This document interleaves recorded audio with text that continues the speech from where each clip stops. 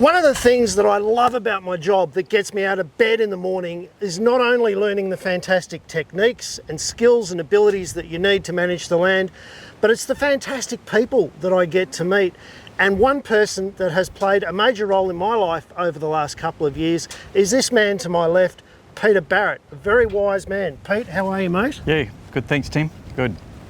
Pete, we're going to put you under the spotlight today. We are going to talk about your products, we're going to talk about a bit of fencing philosophy, but we're also going to be talking about what led you to develop your own fencing company and start being a manufacturer from where you were as a contractor. This was actually your tractor behind you. It was. That was the one I had for many years, yes. And I think one of the things we need to do first, mate, is have a look at this tractor because it gives us a few clues as to where your products have come from. You're all about efficiency, aren't you? Efficiency is the name of the game, yeah, and trying to find quality in the market as well.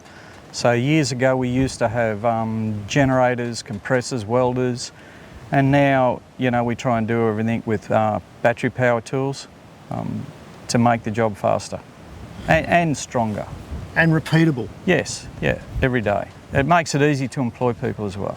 And Pete, your philosophy of repeatability and ease of use is really reflected in your design of the accessories you put on the tractor, isn't it? This post rack is a perfect example of absolute efficiency, getting on and off the tractor and getting posts. Yeah, exactly. We want to carry on the tractor what we're going to use for a whole day's work. So on the trailer we carry all the gates, all the stays, and we don't use utes in the paddock, we only use the tractor. You know, the paddocks are pretty harsh on four-wheel drives and they, you know, over a period of years you'll destroy them. But the other thing is we use the post driver for driving all our posts. So one tool does everything? One tool does a lot. Yep, one tool. And it makes it simple. So the tractor's a hydrostatic drive, so it's easy to forward and back. And we've got a really low entrance onto the tractor. That frame there's really low, so it's fast to get on and off. When I had it, we used to drive the tractor from the back in beside the post driver. Which is a bit naughty, but it worked. It was wonderful. It was very fast. We used to put a post in every 20 seconds, whether it be wood, concrete or these. This is one of your more interesting inventions on this tractor, mate. Talk me through what these magnets are doing on the inner rim. These magnets were here to measure the distance for putting the posts in, so it's not in use now, but it was a push bike speedo device that we calibrated for the wheel diameter, and that gave us our spacing between posts. It just worked. Unreal. So you could actually go along with the tractor and stop exactly where you needed to be for plus or minus a centimetre. And it's good to have tow bar hitches. So this one here on the outside slides out so you can run down the row and still keep your trailer on without running over your posts. So everything's always with you all the time. So it's a testament to you, mate, that tractor's now taking off with Tim White on it. Tim bought that tractor from you with that setup. He's made a few modifications of his own, of course. That's right, yeah. Because we all work differently. Yeah. But it's a testament to your early design skills, even as a contractor. Yeah. That you were just thinking about ways to make things more efficient, weren't you? Efficient and simple, yeah. You know, it's a way to go, and stronger. Or you know, never sacrifice strength for speed. So one of the early things that you innovated, mate, was stays on end posts. Back in the day we used to dig them into the ground and put a walloping great pad in there and try and make everything immovable. There was one other company doing a floating stay pad that was out of plastic. That was a Cyclone one. But you decided to do something out of concrete that would eliminate end post failure. Can you talk me through a little bit about what the theory of bringing your stay up out of the ground and letting it float on the surface means? Well, the difference between raising it up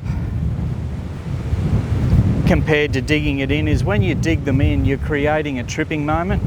So with a floating end assembly, you put more effort into putting your strainer deep in the ground. See, the stays from soft wire back before the 70s were based on a shovel and a crowbar, you know, and things have moved on. We've got post drivers.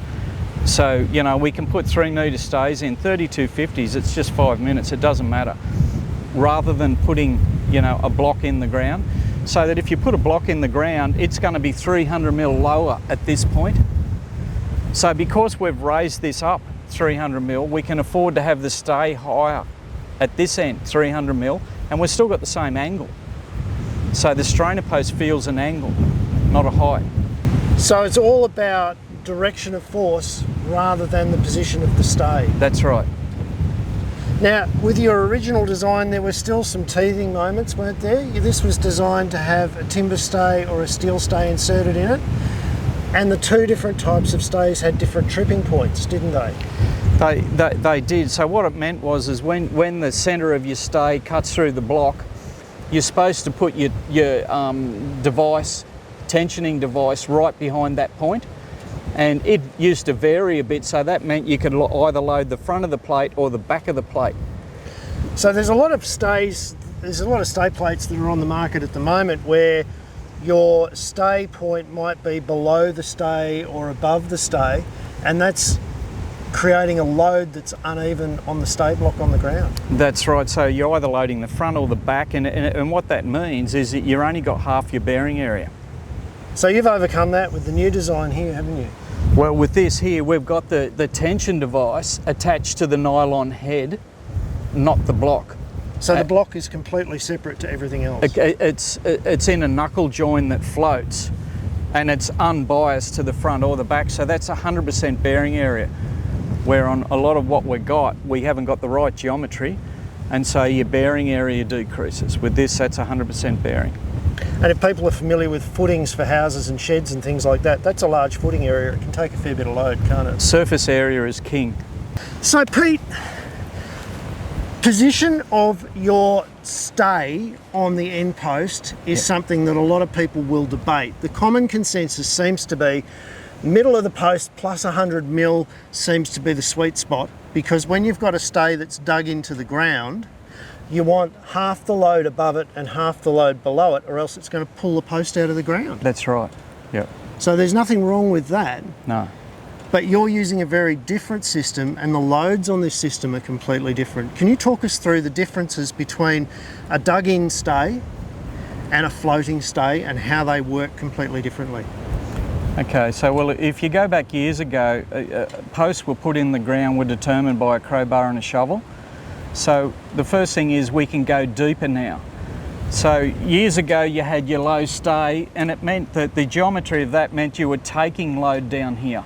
So I was taking load when I was pulling on it with wire. Yep. I was taking load down this pipe Yep. to a fixed point in the ground. That's right. So that was acting like an axle in a bicycle wheel, and it would pull the post up out of the ground if I put too much load on it. Well, really, when you go back years ago, we used soft wire, and soft wire is a physical barrier when it's loose. So there was no real loads on the strainer posts, where these days, you know, it's easy to have 1.2 tonne of load there, and you haven't had any stock hit your fence. So, you know, you need your posts in deeper to take that load, and in doing so, we can put a floating end assembly on where it takes a load from further up the post, and it reflects it at the block back to the bottom of the strainer post. So the load doesn't finish at the bottom there anymore like it used to when it was dug into the ground on an immovable plate. Yep. Instead, we're turning it around. This bottom tie brings it back to the end post. Exactly. Where that's why we use a 16mm thread, and this has got a 4.2 tonne braking strain. So where that comes into it is later on you can get trees over your fence, and if you know it puts considerable load on, you can pop your threads. So 16mm is what you need to do it for a 50-year fence.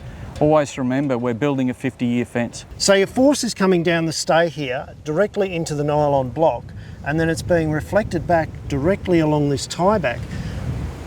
Your concrete block's there really just to keep it in the one spot, isn't it? Well, it does incur a downward load in turning the load around.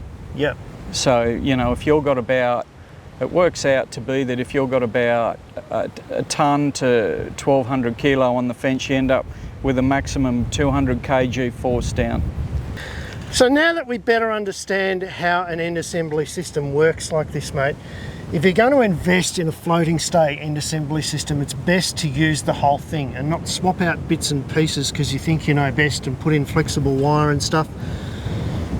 Because the system's designed to work together, isn't it? It's made for a 50-year life. That's the point. You know, when you build a fence, the cost of a fence is the material, the labour, and then divided by how many years it lasts. So, you know, don't skimp on your end assemblies, do them properly. Drive in 3 metre strainers minimum, 3250 if you have to. Yep. Lean them back a little bit, you know, don't put them in perfectly plumb, and allow for the system to settle in and move a little bit. But down the bottom here, we use a 16mm thread, and this knot that we've got here has got a 4.2 tonne braking strain. You do need all this for long term. So if I just decide, well, I'm going to save money on not buying this bottom tie back, I'm just going to use some wire here. There's no wire with a 4.2 braking strain, is there? There isn't. Even when you multiply turns up, it still doesn't come close. You know, that's spring steel, it's, you know. And that's another thing, is this whole system is designed to spring and rebound, isn't it? Rather than spring and stretch. Yep. Mate, you didn't stop at building the perfect end assembly. You decided next to reinvent the wire strainer. Now, wire strainers have been around for years. There's even a bloke in Australia that's written a whole book on them. You thought, though, that there was a definite need in the marketplace for strainers that could cope with high tensile wire. Can you talk me through your logic? Well, nobody had a pair of grips that could grab high tensile wire. Like all the previous wire strainers that we had were all made in the era of soft wire.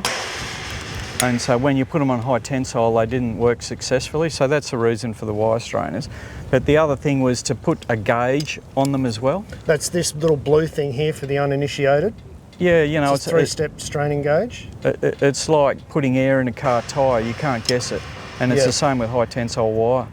It's amazing how many strainers to this day are still manufactured and sold with no way of even guessing the tension that the wire should be at. Yeah, exactly. Yeah, you got to do it. Otherwise, when you go beyond the yielding point, your wire's finished.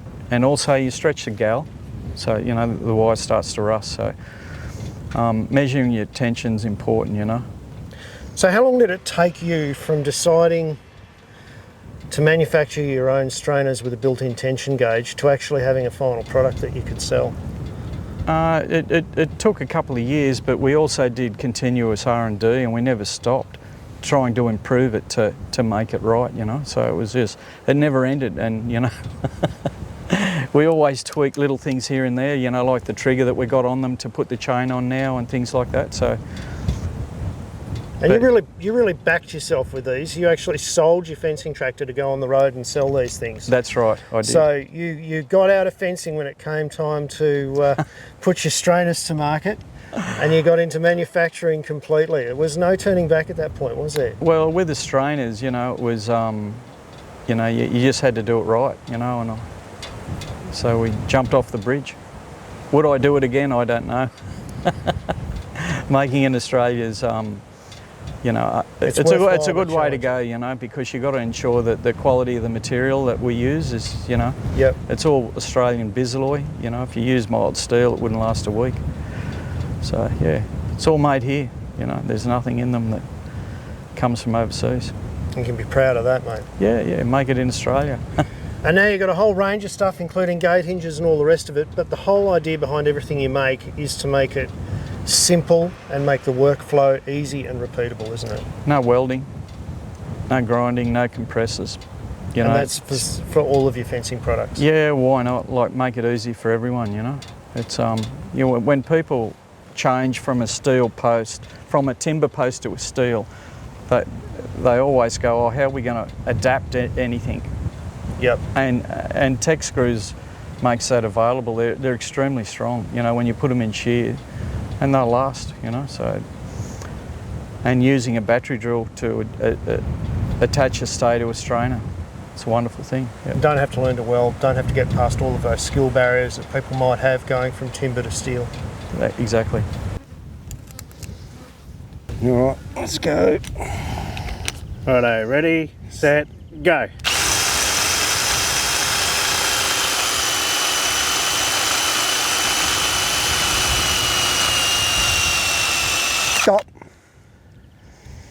10.5 seconds, mate. Whoa, That was pretty quick. you're not wrong. Quick as you.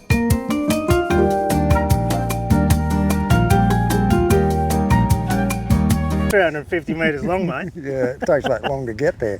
So Pete, now that you're no longer a contractor, you put your tools in the hands of contractors when you're trying them out. You've got a new fence strainer here, mate. It's very much hush-hush, Yes. under wraps, Yep. but it's going to run off a 12-volt drill. Works off a battery drill. That's the point, you know, like if you pull up barbed wire, it takes 3 metres of barbed wire per 500 metres to pull it tight. That's a lot of work. So this is all done with a battery drill. So we've been, you know, making it for years now, and we're out of the prototype stage and we're getting close to production. Do you know how long I've known about this and wanted to do a story on this and not been able to, mate? And now you won't even let me show the parts of the mechanism that are working. Oh, we need yeah, this on the market, it's so mate. How- close. It takes so long to get a new product on the market, It doesn't it? does. Well, this has taken 5 years, so. Yeah, right. And there's investment right from day one. Oh, yes. So there's a huge cost to developing new products on the market, aren't there? So people should have a look at new products in a different light now, because all these manufacturers that are bringing stuff to market, massive human investment. We're a small family business. Yeah. Good on you, mate. Thank you Yeah, very much for good what on you you do, too. and thanks Yeah. for the opportunity to have a look at something I can't show anyone. Guys, Well, there it is. if you guys want to find out about this new battery drill wire strainer when it first hits the market, you know what you have to do. You've got to hit the subscribe button and the notification buttons, or you could miss out completely. Pete, thanks very much for having us out here today with your crack testing team behind us. I think it's nearly time to bring out the beer and the barbecue I for think these so. boys. And don't forget, there's something new every week, so get onto the Farm Learning channel for all of your farming and fencing needs. Thanks very Tim. much, mate. Thank you.